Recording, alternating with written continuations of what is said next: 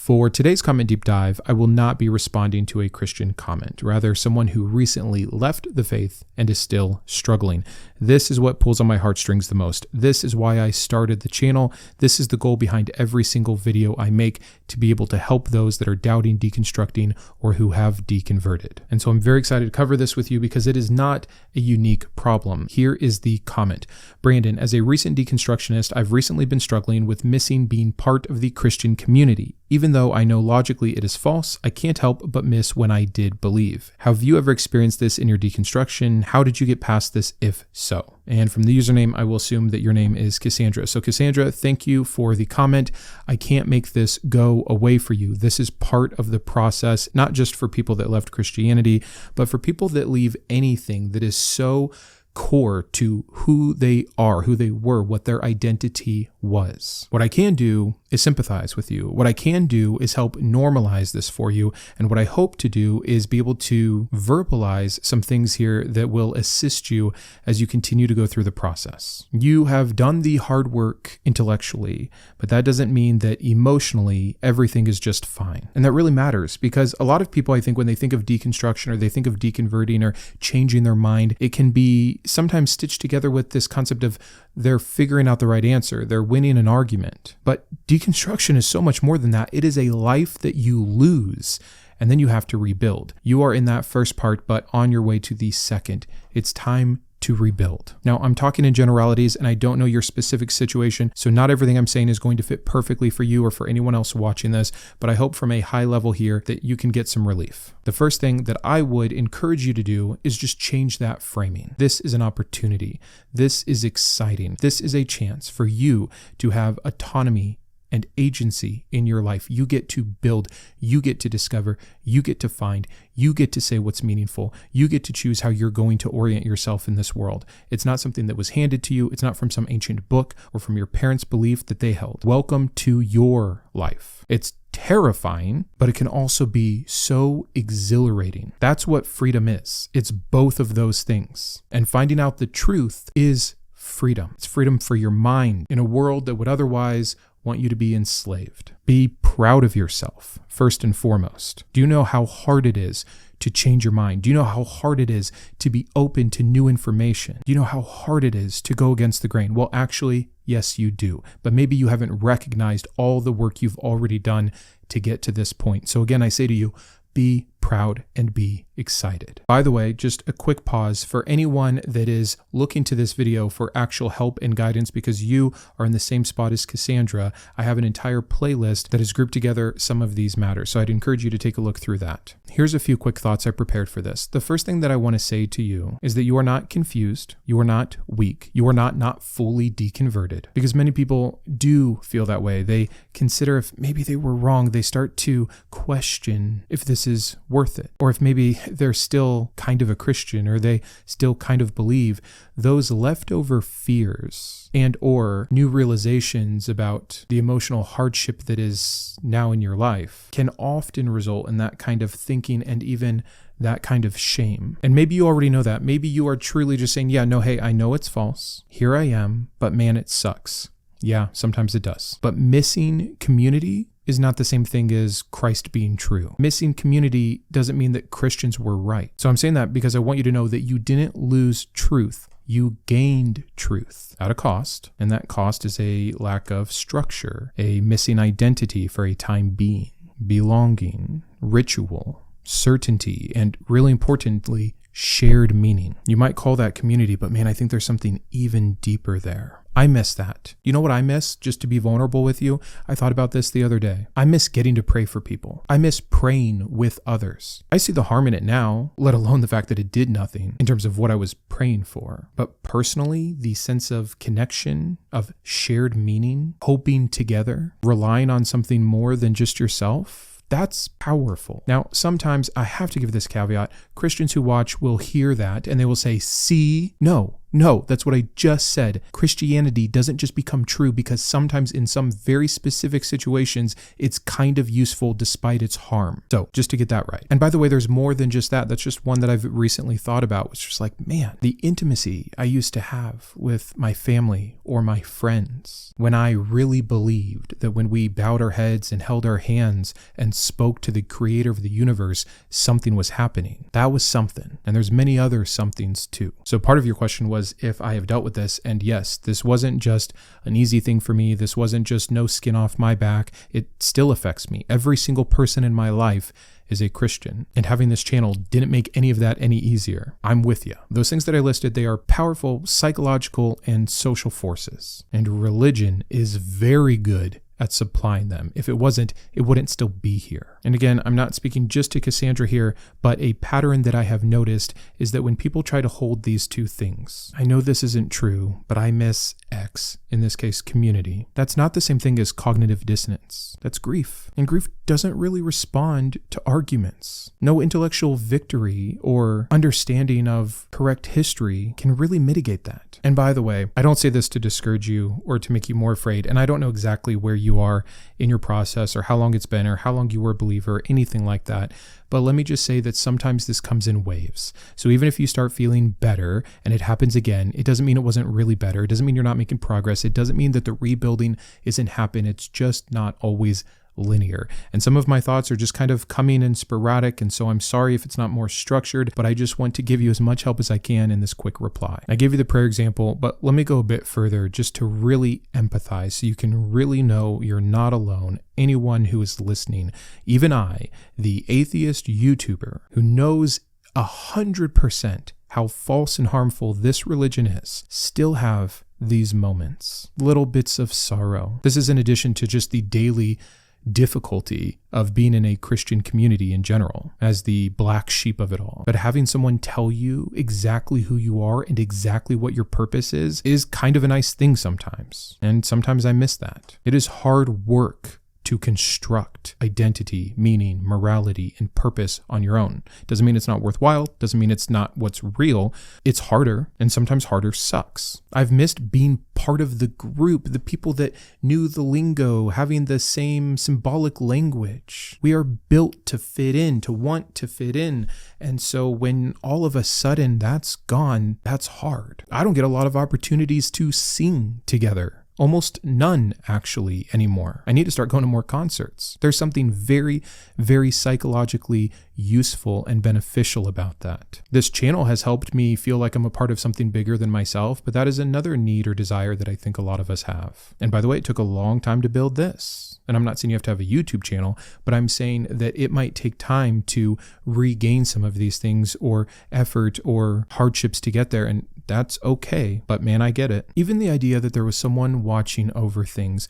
I am I don't want to say anxious person, but I'm a very safety conscious person, and I'm highly and often concerned about the well-being of my children. And when they were still young, and I still believed, when I would get into these states and I would worry about their future, or I would worry about something happening to them, when I could give that to God, when I could just say a prayer and trust in Him, that sense of relief, man, I miss that. Now I've got to deal with reality. Now I've got to take full responsibility for every single thing in my life, whether it is my children and their well-being, whether it is my friends, whether it is my wife, whether it is my job, whether it is my future, being able to retire, finances, yet all of it. You can't just give it up to God. Responsibility is absolutely a burden, and it's one that was placed upon another's shoulders. Once that person is found out to not be there and not actually be helping or handling anything, that sense of aloneness, yikes. By the way, I'm not trying to scare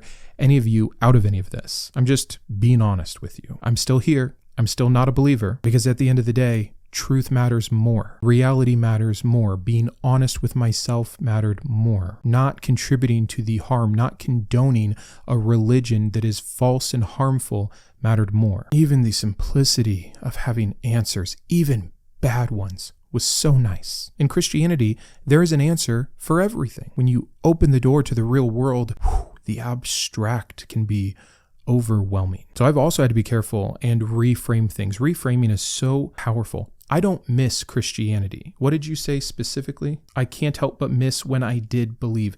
Yes, you framed it better than I did for a long time to myself. I didn't miss Christianity. I missed what Christianity did for me. I don't think you missed believing, maybe to some degree. You just missed what life was like when you did believe. I think that distinction matters. So I hope that didn't make things worse, but I thought we should start with just me letting you know I'm with you. I also want to take just a second to talk about why logic doesn't just fix this. I preach a lot about logic and rationality, following truth wherever it leads. And I stand behind all of it 100%. But for the emotional issues, it doesn't help. Not too much. And I think it's a mistake that a lot of people deconstructing make, thinking that way, thinking that it will help, thinking if I just remind myself that it's false, this will go away. No, it's like trying to logic yourself out of homesickness. As a kid, I often got quite homesick, and I still had a rather logical brain despite the indoctrination going on, and I do remember trying to tell myself, it's fine, you'll be home tomorrow. It means a lot that you're at this kid's birthday party. Just stay. And it helped me make a better decision, but it didn't make me feel better. That's the distinction there. But it's important to understand this because you do want to still use logic to make sure that you're thinking as best as you can and committing to the decisions you've made best that you can. But it took me a while to learn this, that belief systems in general, they don't live just intellectually. So an intellectual shift doesn't change that. You have to change other things. So I want to explain to you what I have learned about where these belief systems also reside, like in our habits, in our nervous system regulation, in our social reinforcement, in our identity formation, in our meaning making, and our attachments. That's a whole lot of other things that need attention from you other than just your logical, rational intellectualism. See, a lot of people think that Christianity just taught us what to think, and it definitely did, but it also taught us what to feel, and it trained you how to feel safe. I mean, good Lord, every single week for your entire life, at least once, you probably went to church and got reinforcement that you were on the right track, that following Jesus was a good thing, that it was going to make your life better. Yeah, maybe you got sermons about how you're going to struggle and be an enemy of the world and things like this, but just to what? To win more later. The promise of Christianity, I don't care how you hear it in all the different versions, whether it's fire and brimstone or prosperity gospel, is that it is better to be a Christian than to not be. That has been drilled into you in 1,000 different ways. I'll do an entire episode on that because I don't think people understand how many different levels are coming at you in that regard. But I say all of that just so that you know that when you leave, yeah, your mind is free, but your poor nervous system just hasn't had time to catch up. So it's okay. The best thing you can do is know that and be patient with yourself. That's what I meant about still utilizing logic to make the right decisions. And the right decision is patience. It's to wait. It's to know that others have felt like you have, that they too have gone through the process, and that it indeed has gotten better. And by the way, yes, things have gotten much, much better for me. But if you've watched this channel at all, you know that I've had to work for that. Another thing that I want to make sure I communicate, something I've recently been thinking about a lot and was going to do an entire episode on, is that missing your belief or your religion or your church or your community, whatever that is often just missing innocence. Deconstructing or deconverting is like another stage of growing up. I'm sure you've had these times in your life and maybe you didn't realize them or they didn't feel as strong where you can make this comparison.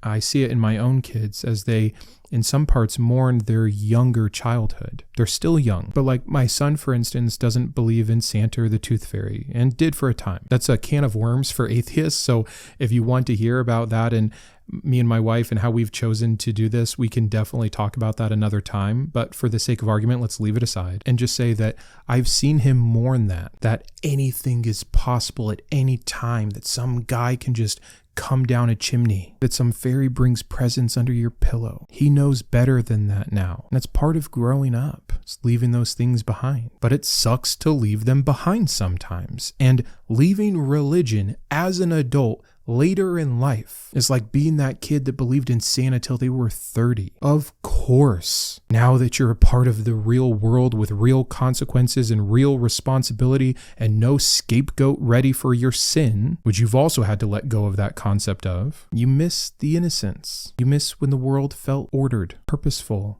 and even protected. There's nothing stupid or naive about that. That's just being human. Religion offers that childlike sense of cosmic security. Oof. I mean, it's really what I think is the number one reason that religion evolved alongside with us, was just to help us manage our existential dread. Deconstruction, deconversion, whatever you want to call it. And I know that this sounds like super self-righteous, like only atheists have the ability to adult.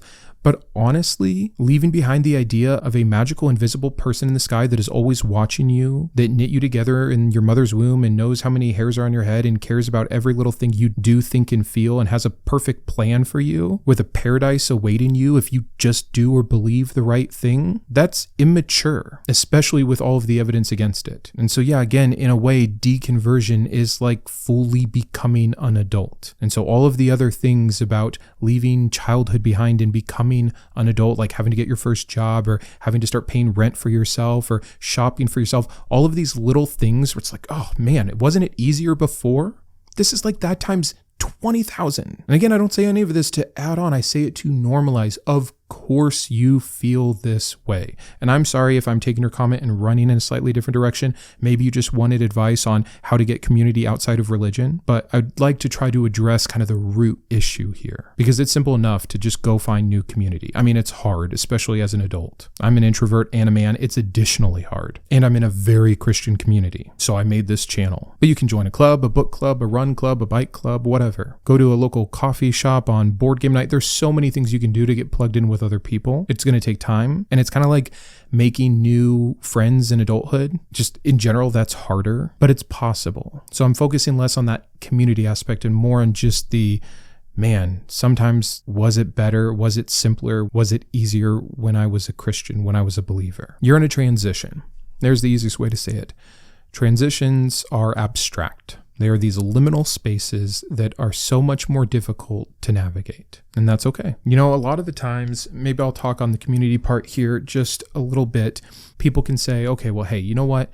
If the Christian community is that good, if it's that useful and beneficial, and it's so hard to replicate or rebuild or restart, maybe it's better just to stay. You know what I hear? I hear an ex-drug addict that's finally clean and sober saying, man, being sober kind of sucks. By the way, I'm not accusing you of saying you want to go back or anything. I'm just saying in general, like this ebb and flow of feeling, and even the desire, even if you would never do it, to go back or wish that you could still believe again, these kinds of things. I've reframed my thinking about it, and I really see it as clearly as that person saying, if I could just go back to doing heroin, I was happy back then. But you would never tell your sober friend who is struggling with that transition into full sobriety that it actually was better when they were using, because you know it wasn't, because you know that it was harmful, and you know even if it takes work, and even if it's really, really, really difficult, and even maybe for a really long time, it's still better to be clean. Because lots of things provide awesome community, just like lots of things can create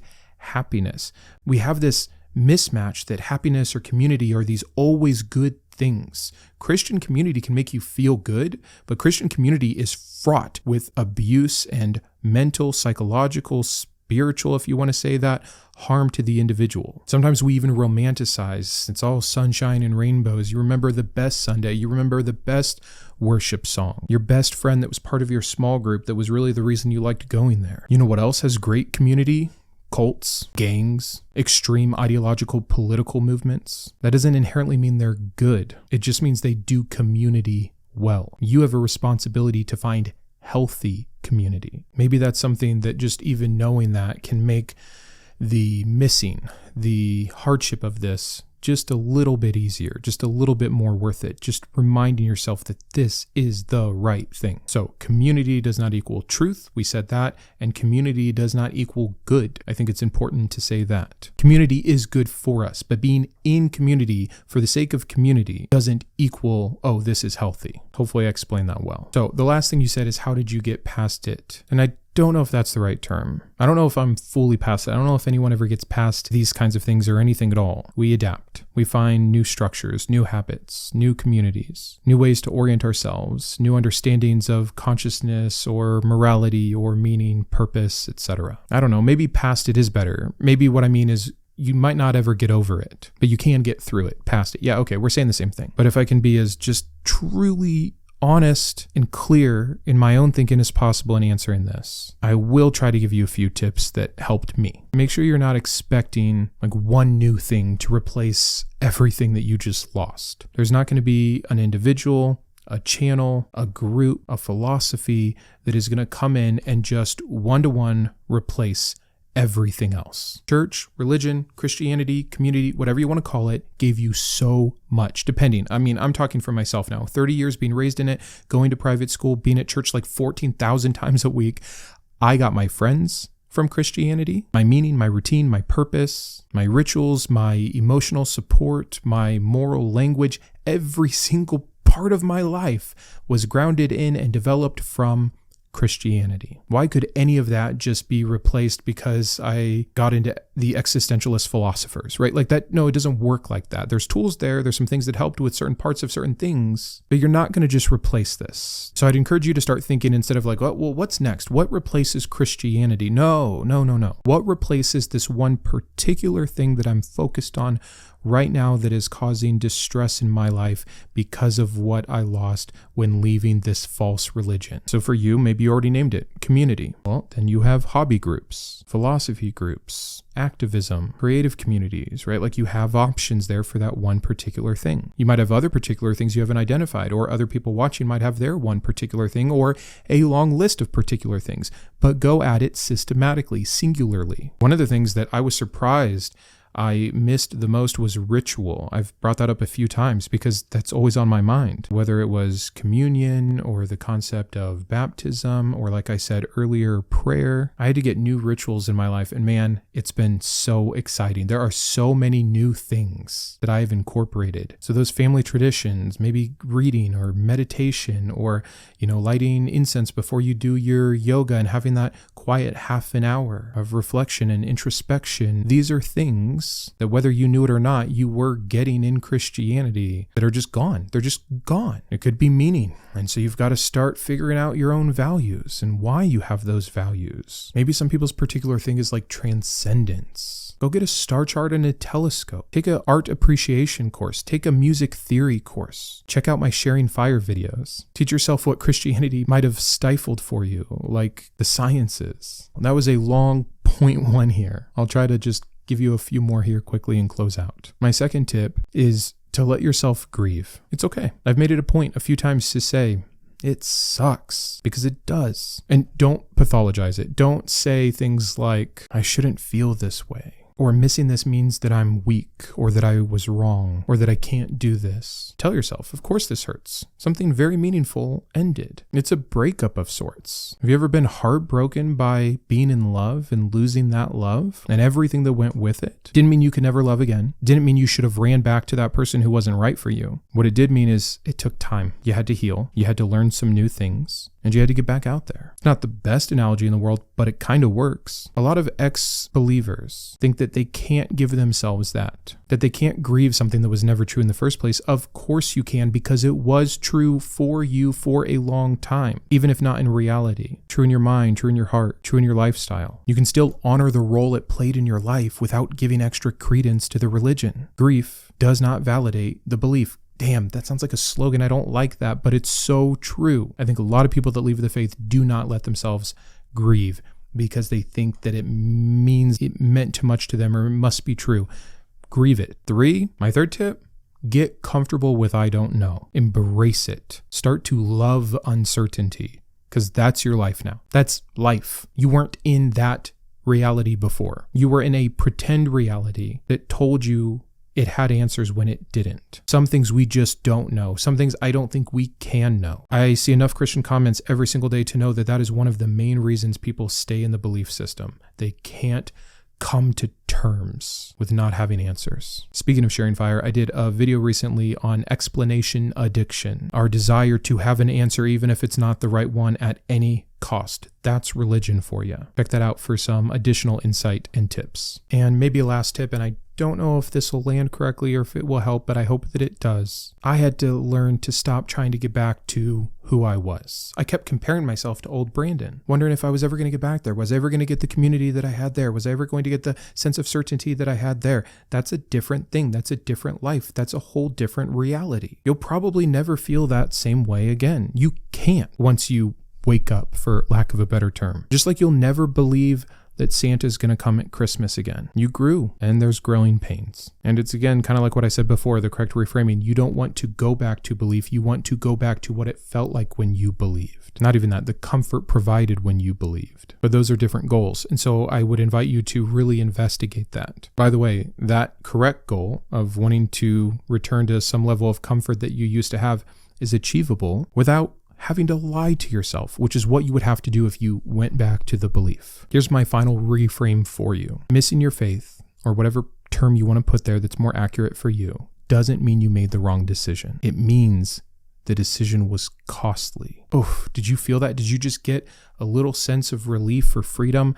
I know that that reframe has helped me tremendously. And so I would encourage you, like I said at the beginning, to be proud of yourself and to just keep going. Find the next thing you need to learn or think about, or group you should join, or skill you should develop, or interest you should learn more about, whatever it is. Do the next thing. Give yourself time and patience. Grieve. Be proud. That's it. Hope that helped. I really do. I'm so sorry I don't have more for you right now, but again, see the playlist and there will be more coming. Until then, keep thinking. I wanted to personally thank my top tiers of support: my Iconoclast, Ann, Boris, Chris, Grant, GVI, Jimmy, Joe, Kitboga, yep, the Kitboga, Matthew, Perry, and Shawn. My Humanist heroes: Chris, Craig, James, Jarrod, and Kristi. My Atheist advocates: Aquitar, Caleb, Dakota, Dan, Drew, Jeff, Jeffrey, Jeremy, Jugs, Julie, Malcolm, Paul, Sparky, and Thomas, as well as all of my secular scholar patrons. Would you consider joining these fine people?